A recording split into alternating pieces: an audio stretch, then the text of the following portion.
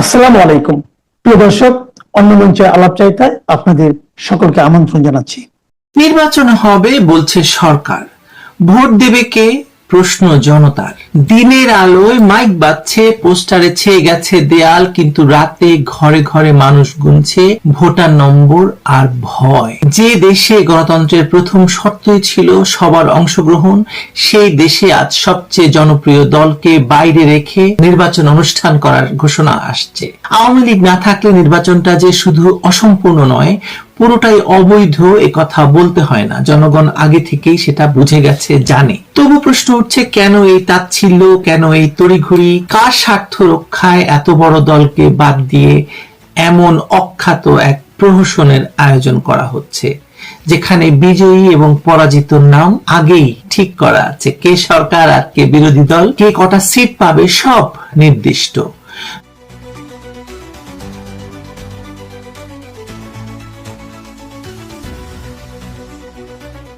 জনমনে ধারণা, সামনের সংসদে বিএনপি থাকবে সরকারে, জামায়াত এনসিপি থাকবে বিরোধী কাতারে। কেউ জিতবে, কেউ হারবে, কিন্তু খেলার রেফারি যে আগে থেকে নির্ধারিত, তা লুকোনোর চেষ্টা করছে না রেফারি নিজেও, মানে নির্বাচন কমিশন। এই ধারণা শুধু গুঞ্জন নয়, প্রকাশ্য রাজনৈতিক বক্তব্যেও এর আভাস মিলছে। ফলে নির্বাচনী তফসিল ঘোষণার আগেই মানুষ ফল নিয়ে নিশ্চিত, আর এই নিশ্চয়তা মানেই মানুষের কোনো উৎসাহ নেই। যে উৎসাহ জনগণের নেই, তা দেখে বিদেশিরাও প্রশ্ন তুলছেন, ইনক্লুসিভ না হলে কি হবে, ক্রেডিবল হবে?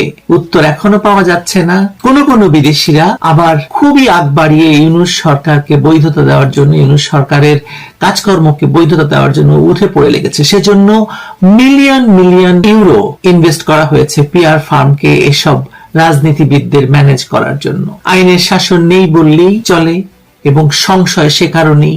সংবিধান আছে, কিন্তু তা যে কোনো রাতে যে কোনো অধ্যাদেশে বদলে যেতে পারে।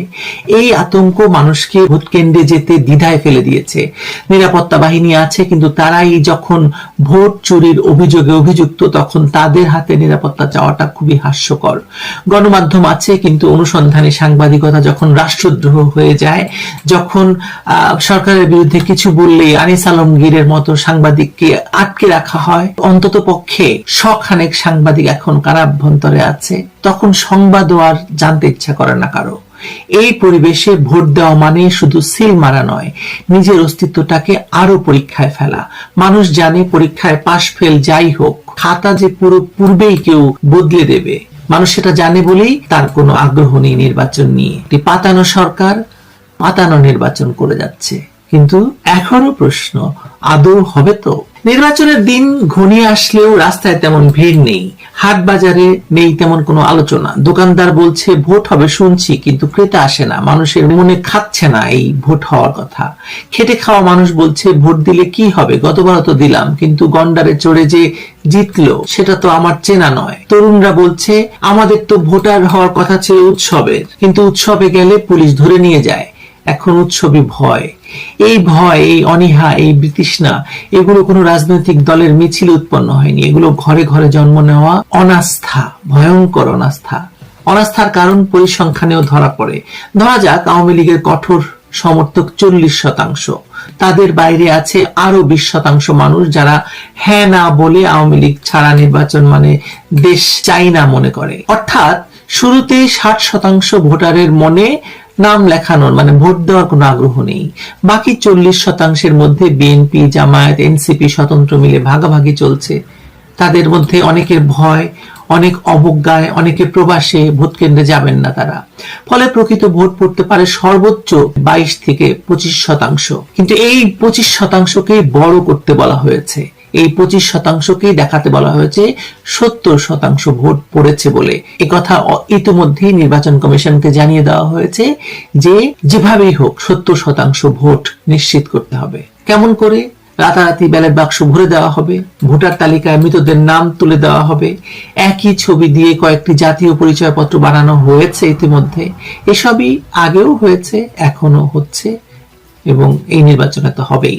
তফাৎ শুধু এই যে আগে লজ্জা ছিল, এখন লজ্জার বালাইটুকু নেই। নেই বলেই জুলাইয়ের ষড়যন্ত্রকারীরা এখন সংসদে বসার স্বপ্ন দেখছে। তাদের যুক্তি, আমরা সরকার ফেলেছি তাই রাষ্ট্র ক্ষমতা আমাদের অংশীদারিত্বে হতে হবে।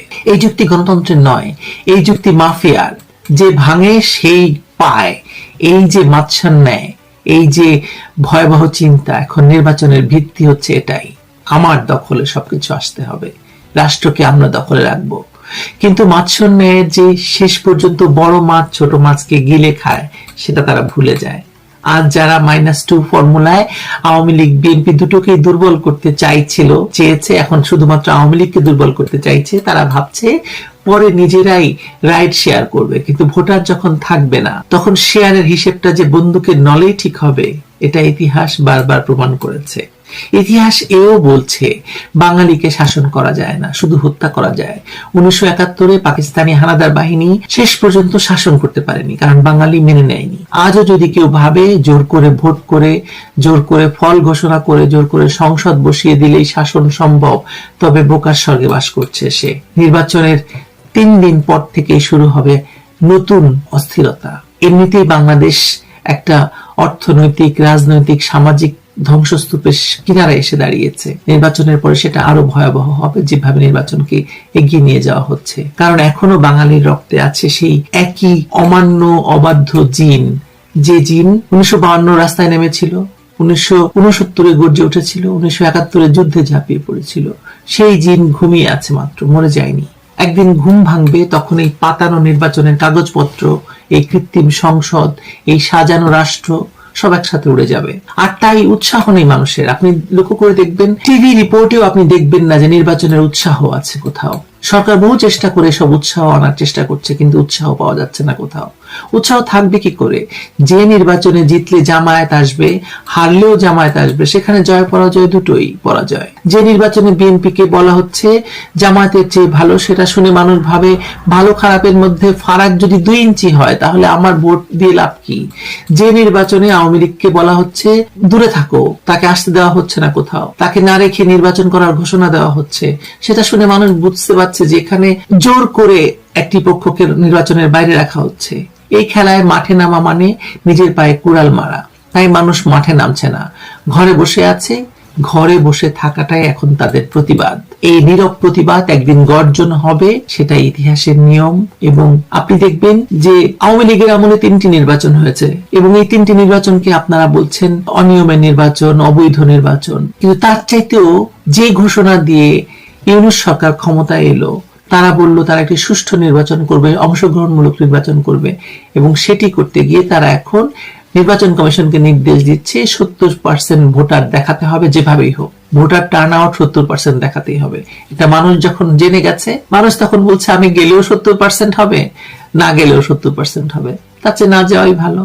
গিয়ে ওখানে বোমায় মারা যাব না অস্ত্রে মারা যাব। অস্ত্র তো দেদারসে বাংলাদেশে আসছে, এবং যেসব অস্ত্র লুট হয়েছিল তা সেগুলো জমা হয়নি। ফলে সবার হাতে অস্ত্র আছে, সবার ঘরে ঘরে অস্ত্র আছে। কে হায় নির্বাচনে ভোট দিতে গিয়ে মারা যেতে চায় বলেন? মানুষ মারা যাওয়ার ভয়ে আছে, জীবনের ভয়ে আছে। এই ভয়ের পরিবেশে নির্বাচন, তারপরে গণতন্ত্র। দুঃখিত, বাংলাদেশের অবস্থা এই। জানালাম, মিলিয়ে নেবেন আপনি আপনার অভিজ্ঞতার সঙ্গে। ভালো থাকবেন সবাই। আসসালামু আলাইকুম রহমতুল্লাহি সম্মানিত দর্শক, ত্রয়োদশ জাতীয় সংসদ নির্বাচন অনুষ্ঠিত হতে যাচ্ছে 2026 সনের ফেব্রুয়ারি মাসের 12 তারিখে।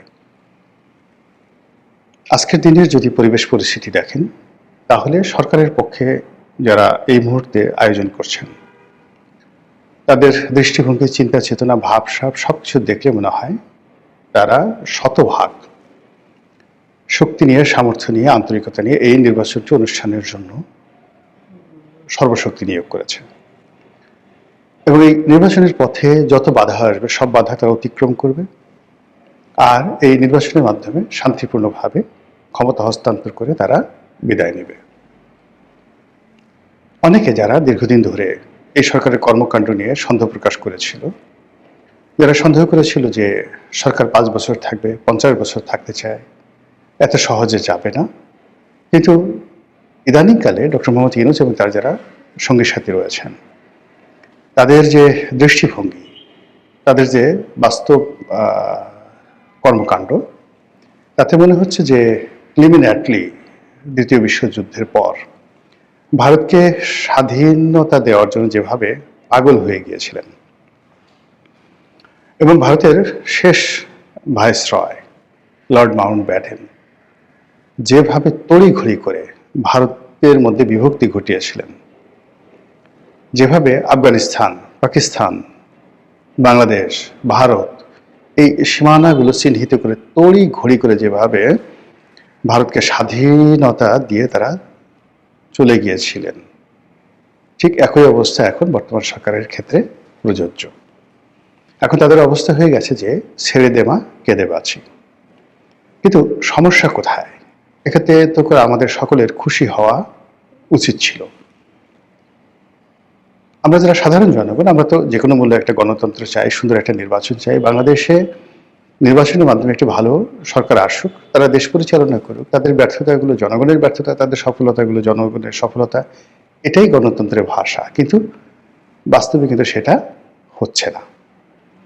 এর কারণ হলো যে এই মুহূর্তে সরকার তাড়াহুড়ো করতে গিয়ে যে আচরণগুলো করছে, তাতে করে স্পষ্টতই বোঝা যাচ্ছে যে তারা একটি বিশেষ দলকে ছাড় দিতে চাচ্ছে। এবং এর ফলে কি হলো, তাদের দীর্ঘদিনের মিত্র জামায়াত ইসলামী এবং অন্যান্য যে সকল সংগঠন ছিল এনসিপি সহ, তাদের জন্য একটা ইজ্জত কা সওয়াল হয়ে পড়েছে। এবং গত 17 মাস ধরে ইউনূস সরকারের সকল কর্মকাণ্ডে তারা নৈতিক সমর্থন জুগিয়েছে, লজিস্টিক সাপোর্ট দিয়েছে এবং এই সরকারের হাতকে শক্তিশালী করার জন্য গোপন এবং প্রকাশ্যে যা কিছু করা দরকার সব কর্মকাণ্ড তারা করেছে।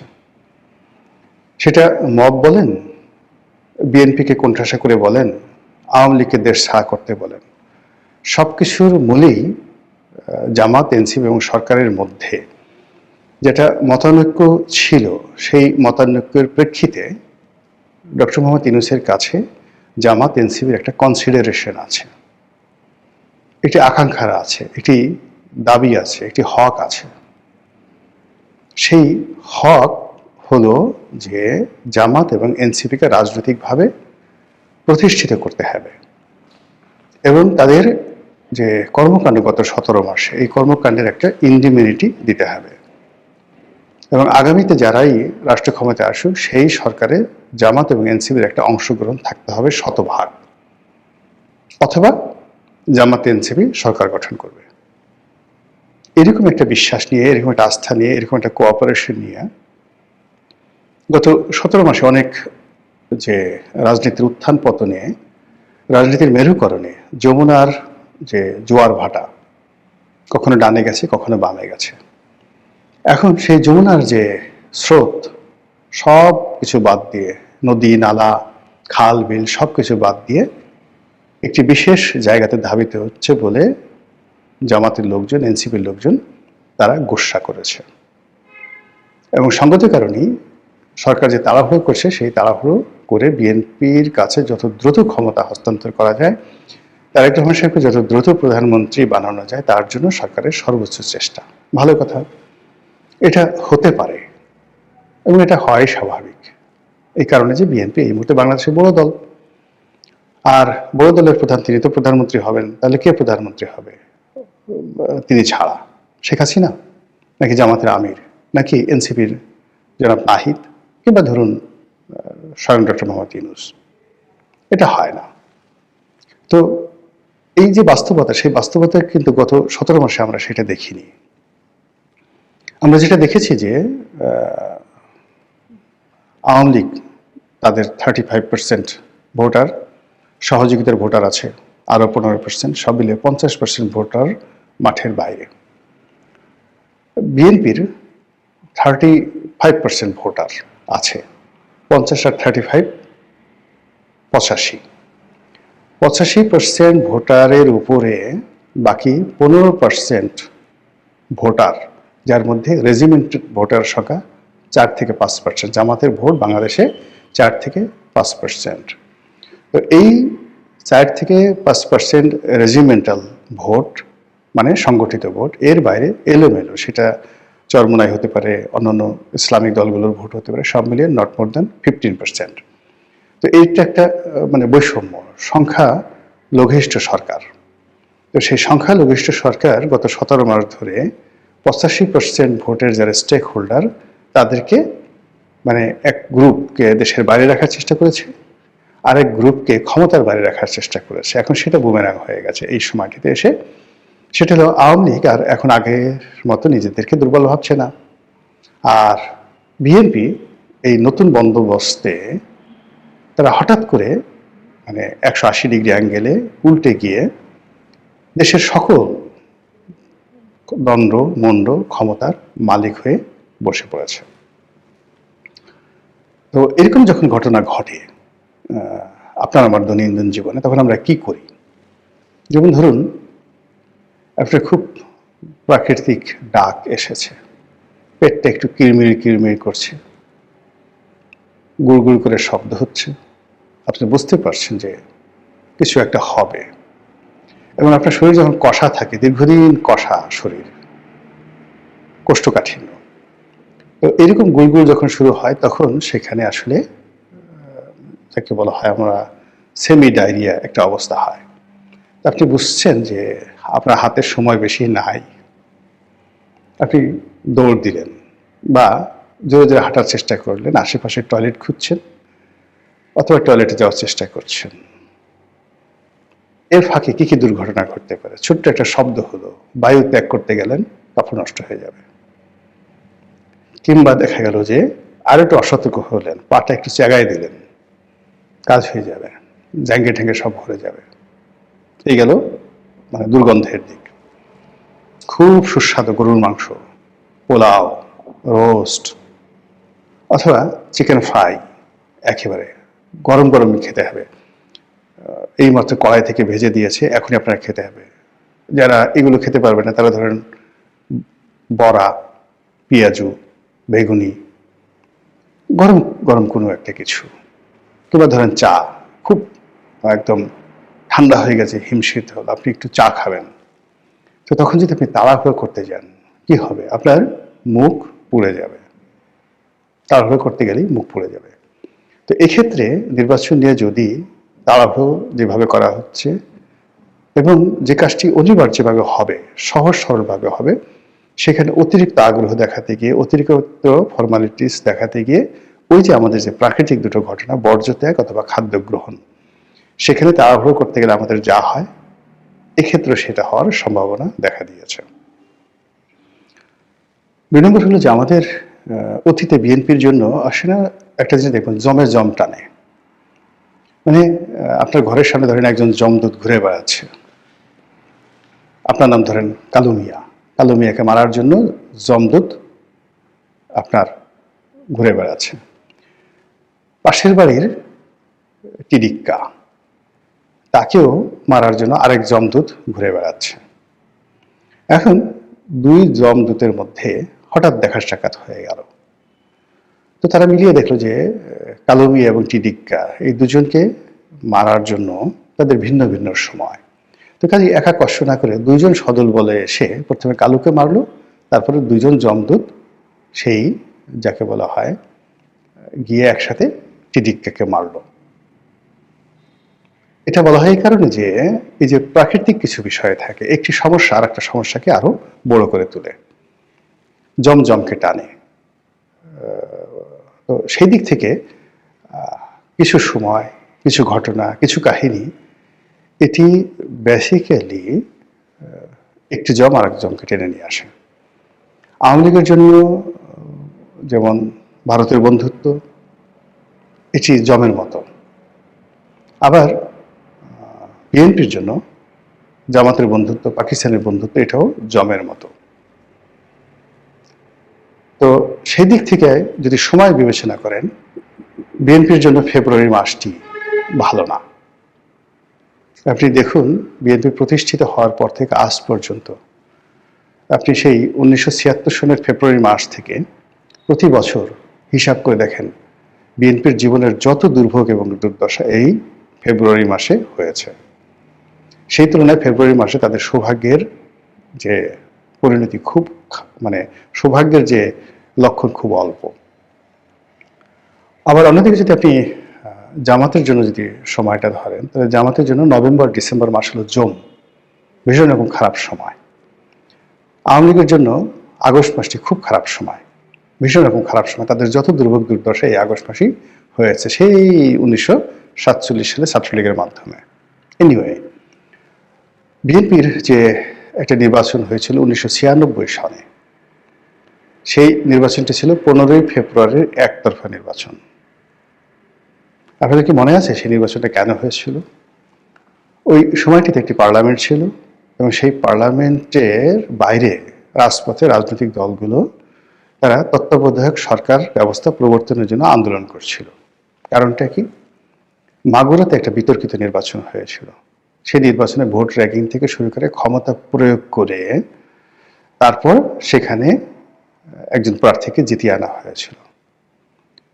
এর বাইরে আরেকটা নির্বাচন হয়েছিল ঢাকার তেজগাঁয়ে, একটা উপনির্বাচনে বাই ইলেকশনে মোসাদ্দেক আলী ফালুকে জেতানোর জন্য বিএনপি প্রশাসনকে ব্যবহার করে যে কাজ করেছিল, এর ফলে বিরোধী দলগুলো মনে করলো এই সরকারের অধীনে কোনো নির্বাচন হতে পারে না, তত্ত্বাবধায়ক সরকারের দাবিতে তারা আন্দোলন গড়ে তুলল।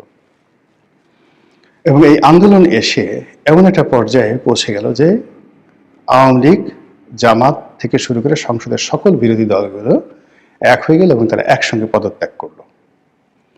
বিএনপি সর্বশক্তি নিয়োগ করলো, তাদেরকে দমানোর জন্য কিচ্ছু হলো না। নির্বাচনের শিডিউল হলো, সমস্ত দলগুলো নির্বাচন বর্জন করলো। ফলে বিএনপিকে একা নামকা ওয়াস্তে একটা নির্বাচন করতে হলো। এবং সেখানে যেমন আওয়ামী লীগের বিনা ভোটে নির্বাচনে জাতীয় পার্টি ছিল, 15 ফেব্রুয়ারি নির্বাচনে বিএনপির কোনো এরকম জাতীয় পার্টি প্রক্সি কোনো গৃহপালিত বিরোধী দলও ছিল না। এর ফলে কি হলো? বিএনপি একটা তত্ত্বাবধায়ক সরকারের কাছে ক্ষমতা হস্তান্তর করে বিদায় নিল এবং আওয়ামী লীগ ক্ষমতায় এলো। এখন ধরুন সবকিছু ঠিক হচ্ছে, এই আগে যে ইগোরগুলো বললাম সেই ইগোগুলো আছে, রাজনীতির মেরুকরণ আছে, তারপরে দেশি বিদেশি নানা রকম চক্রান্ত আছে। সেই চক্রান্তের এমন পর্যায়ে এসে বাংলাদেশে কিন্তু দুটো গ্রুপ হয়ে গেছে। বিএনপির সঙ্গে কারা কারা থাকবে তারা সেটেলড হয়ে গেছে, আর জামাতের সঙ্গে যারা থাকবে তারাও সেটেলড হয়ে গেছে। এখন আপনি চিন্তা করুন যে বিএনপির সঙ্গে যারা আসছে বন্ধু হিসেবে তারা খুব ছোট দল, এরা ব্যক্তিগতভাবে দুর্বল আর তাদের লোকজনও তেমন একটা নেই। যেমন ধরুন হেফাজতের জুনায়েদ হাবিবি, নুরুল হক নুরু, তারপরে সেই আন্দালিব রহমান পার্থ, মানে এ সকল রাজনৈতিক দলের যারা বিএনপির সঙ্গে সাইফুল বিপ্লবী যে ওয়ার্কার্স পার্টির সাইফুল হক, তো তারা কিন্তু এক একজনে মানে গড়ে 200-300 লোকের বেশি জোগাড় করতে পারবে না যদি একসঙ্গে বিএনপির পক্ষে লোক নিয়োগ করতে বলা হয়। কিন্তু এখন পর্যন্ত যদি আপনি ধরেন হেফাজতের যে অংশটি জামাতের সঙ্গে আছে, ইসলামিক যে দলগুলো জামাতের সঙ্গে আছে, জামাত নিজে এবং চরমোনাই, তারা সবাই কিন্তু যে কোনো সময় 50,000 লোক আলাদা আলাদাভাবে তারা সমাবেশ ঘটাতে পারবে। এবং এই যে 3 থেকে 4টি দল যদি 50,000 করে 3 থেকে 4টি স্পটে 3টি সমাবেশ করে, একত্রে না আলাদা আলাদা করে, বলেন তো কি হতে পারে সেখানে? এবং সামনে যে ইগো এসে গেছে রাজনৈতিক দলগুলোর মধ্যে, এক পক্ষ ধরে নিয়েছে তারা ক্ষমতায় চলে এসছে, আর এক পক্ষ তারা ধরে নিয়েছে যে তারা ক্ষমতায় যাচ্ছে না। যেহেতু ক্ষমতায় যাচ্ছে না, ক্ষমতায় গেলে ডলা খেতে হবে, জেলে যেতে হবে, গত 17 মাসে 18 মাসে কি করেছি এগুলোর সব হিসাব দিতে হবে, তাহলে শেষ চেষ্টাটা একটু করা যাক। এবং সেই চেষ্টাটি যদি 1996 সালের ফেব্রুয়ারি মাসের সেই সময়টিতে সকল রাজনৈতিক দলগুলো বিএনপির বিরুদ্ধে যা করেছিল সেই কাজগুলো হয়, তাহলে বলেন তো পরিস্থিতি কিভাবে বিএনপি সামাল দিবে, কিভাবে ডক্টর মোহাম্মদ ইউনূস সামাল দিবে, আর কিভাবে ফেব্রুয়ারি একটা নির্বাচন সুন্দরভাবে হবে? জাস্ট প্রশ্ন, নাথিং। কোনো মন্তব্য করলাম না, শুধু প্রশ্ন করলাম। আপনারা নিজেই এর উত্তর খুঁজে বেড়ান এবং দৈনন্দিন যে আমাদের পরিবেশ পরিস্থিতি সেটা অবলোকন করতে থাকুন। মহান আল্লাহ আমাদের সবাইকে হেদায়েত দান করুন এবং হেফাজত করুন। আসসালামু আলাইকুম ওয়া রাহমাতুল্লাহি ওয়া বারাকাতুহু।